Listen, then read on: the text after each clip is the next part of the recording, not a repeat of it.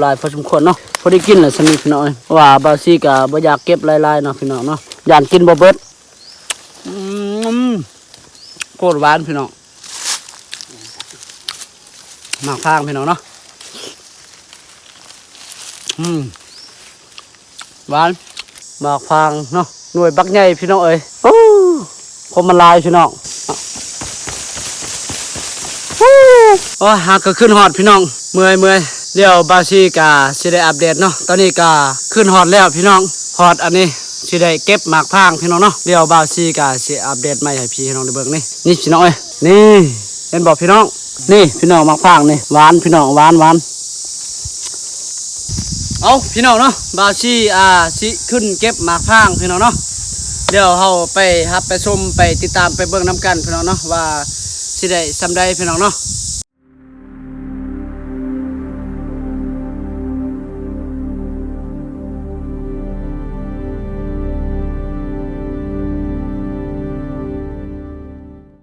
เอากราบสบายดีพ่อแม่พี่น้องเบิดสุขคนเนาะบ่ว่าภายในและต่างประเทศที่เข้ามารับชมซองบ่าวซีชนบทลาวเช่นเก่าเช่นเคยนะพี่น้องเนาะตอนนี้ก็บ่าวซีมาอันนี้อยู่พี่น้องอยู่ผู้พี่น้องเนาะป่าลอดดงแล้วไปหาเก็บผักหญ้านางแล้วพี่น้องเนาะแล้วก็เลยบังเอิญมาอันนี้มาพ่อกกอันนี้หมักพางพี่น้องเนาะพูดแล้วกกบักสูงๆพี่น้องเดี๋ยวบ่าวซีสิอันนี้ขึ้นไปเก็บพี่น้องเนาะบ่ฮู้ว่ามันสิหวานหรือบ่พี่น้องเนาะเดี๋ยวเฮาไปติดตามไปครับไปชมไปเบิ่งนํกันพ่อแม่พี่น้องเนาะนี่โตเห็นอีสั่งกระป้อมโอ้ยมันขึ้นเทิงพอแห้งแหละพี่น้องนี่เห็นบ่พี่น้องหมากพางพี่น้องเนาะเด้อยู่บักสูงพี่น้องเนาะบ่เห็นเนาะโอ้เห็นบ่อยู่บักสูงพี่น้องเดี๋ยวอันนี้เนาะบาซี่สิขึ้นไปเก็บพี่น้องนี่กกอันนี้แหละพี่น้องนี่เด้เนาะเด้กกตัวนี้พี่น้องเดี๋ยวบาซี่สิขึ้นไปเก็บพี่น้องเนาะเด้กกอันนี้ก็มีคือกันพี่น้องมันเบิดแหละเนาะนี่เด้หมากพางพี่น้องนี่เห็นบ่พี่น้องนี่เนาะเดี๋ยวสิขึ้นไปเก็บให้เบิ่งพี่น้องเนาะ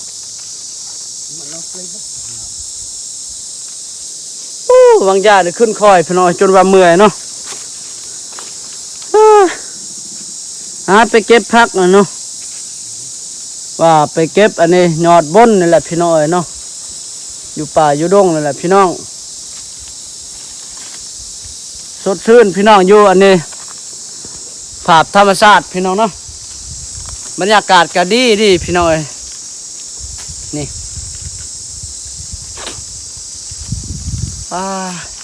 สดชื่นพี่น้องเดี๋ยวสิขึ้นไปเก็บเด้อพี่น้องเนาะเอาพี่น้องเนาะบ่าวชีสิขึ้นเก็บหมากพางพี่น้องเนาะเดี๋ยวเฮาไปรับไปชมไปติดตามไปเบิ่งนํกันพี่น้องเนาะว่าสิได้ซำใดพี่น้องเนาะเดี๋ยวบ่าวชีก็สิอัปเดตให้พี่น้องได้เบิ่งพี่น้องโอ้ยต้นแล้วพี่น้องบ่ได้ขึ้นอันนี้พวกไม้นี่ก็ได้ขึ้นพี่น้องสบายดอกมีบ่อนจับนี่เนาะนี่โอ้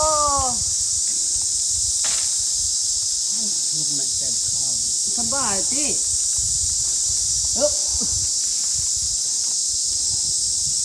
โอ้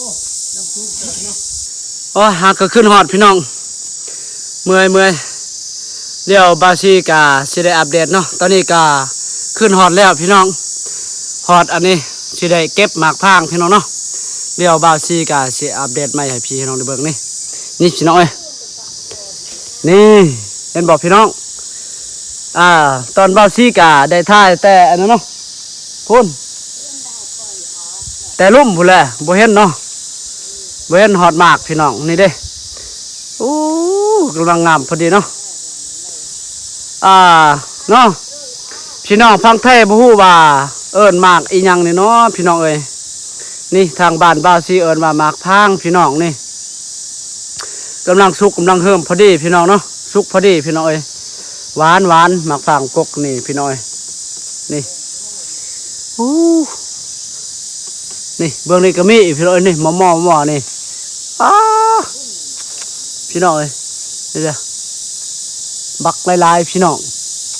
นี่ทางล่างก็มีพี่น้องเอ้ยนี่อู้พี่น้องเอ้ยธรรมศาสตร์เนาะโอ้ความสูงพี่น้องบาซีอยู่นี่ปาโถ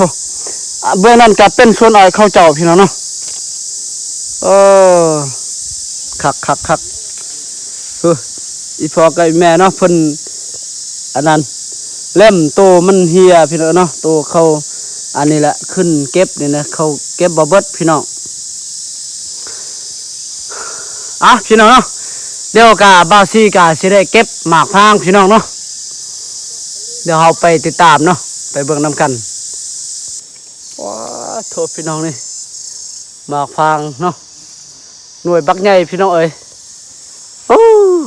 คมมันลายพี่น้องมาพี่น้องเด้อไปหูตามมาเด้อพี่น้องเอ้ยนี่กาอยู่นี่แหละเนาะเทิงอันนี้เทิงสวนนี่แหละพี่น้องเนาะบนสวนบ้าซีนี่แหละพุ่นคมลายพี่น้องเอ้ยหมากพางพี่น้องต่อนี่อันนี้หน่วยบักใหญ่เนาะพี่น้องเนาะนี่มันอยู่บอนป่ายบาซีบอกกาไปอันนี้ไปเก็บพี่น้องเนาะเดี๋ยวก็สิได้อันนี้แหละให้อีพ่อกับอันนี้แม่เก็บเนาะอยู่ลุ่มพุ่นละโถพี่น้องเสียวจริงๆ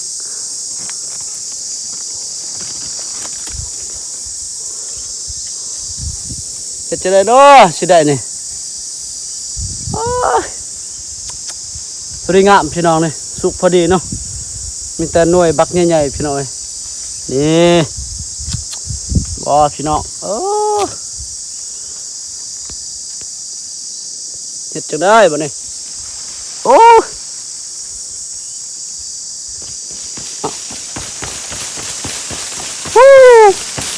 พี่น้องเฮ็ดจังได้เก็บบ่ได้นี่มันอยู่บนป้ายนี่สิกาไปบ่มันอยู่บนป้ายนี่พี่น้องพุ่นได้ยินบ่อันนี้เฮงร้ายนี่เดี๋ยวสิไปอันนี้เนาะเก็บอยู่นี่อีกนี่เก็บเอาเด้อ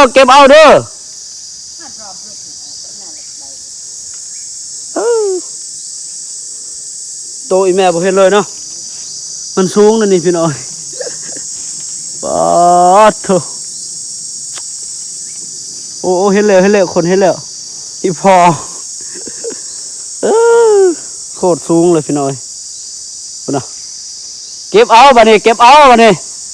เอา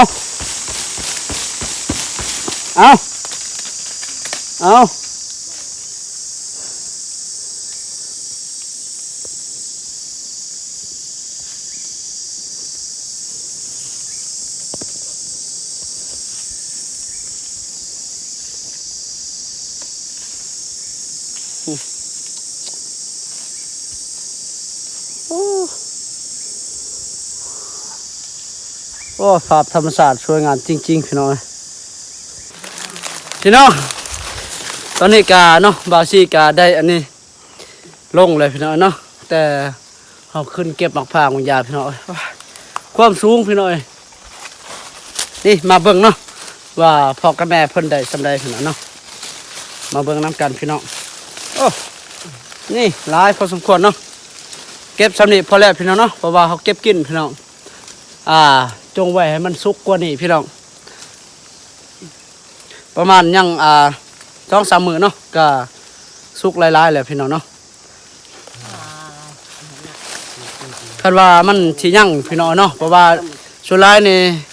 เขามาเก็บเนาะเด็กน้อยอะไรมาเก็บพี่น้อยเนาะจะได้ว่าเขาหูว่าอยู่นี่พี่น้องมันมีอันนี้มะพร้างนี่เห็นบ่มีแต่เด็กน้อยเลยเฮ็ดอันนี้พี่น้องโอ้ช่วงก่อนเนาะก็เคยมาเก็บอยู่อันนี้อยู่ลุ่มพี่น้องเนาะก็อยู่นี่ก็บาซีบ่ทันได้เห็นหาก็พบพอก็เห็นมื้อนี้พี่น้อยนี่มาหากินบางอย่างแหละพี่น้องเนาะเราหากินบางอย่างแหละก็เริ่มมาฝอเลยนี่พี่น้อยสำเร็จสุกพอดีเลยหวานเจี๊ยบพี่น้องก็น้องโคตรหวานพี่น้องหมากพางพี่น้องเนาะหวาน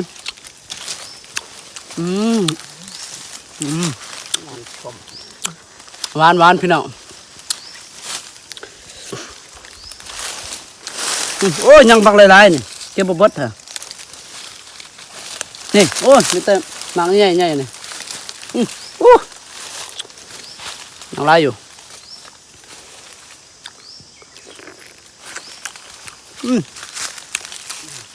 หวานเจี๊ยบ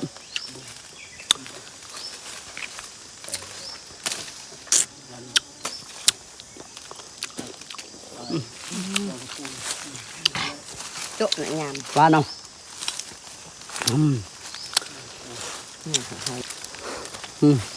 หลายพอสมควรเนาะพอได้กินเลยสนิทพี่น้อยว่าบาซีกับ่อยากเก็บลายๆเนาะพี่น้องเนาะอยากกินบ่เบิดพี่น้อยนี่พ่อกับแม่ก็เพิ่นยังอันนี้หาเก็บโตบาซีอันนั้นบางอย่างเนาะโตมันเหี่ยวบางอย่างพี่น้องเนาะหมากพางมันเหี่ยวบางอย่างนั่นแหละพี่น้อยเนาะพ่อกับแม่เราเก็บเนาะมาเบิ่งพ่อเพิ่นได้สำได้เนาะขยันไอ้แม่นี่แหละได้หลายก็บอกโอ้ยอีพ่อเพิ่นได้แต่ซ้ำนี่พี่น้อยเนาะนี่ปาโถหมากพางพี่น้องแล้วโจภาพเพิ่นยังได้อีแม่เนาะอีแม่ได้หลายกลัวพี่น้อย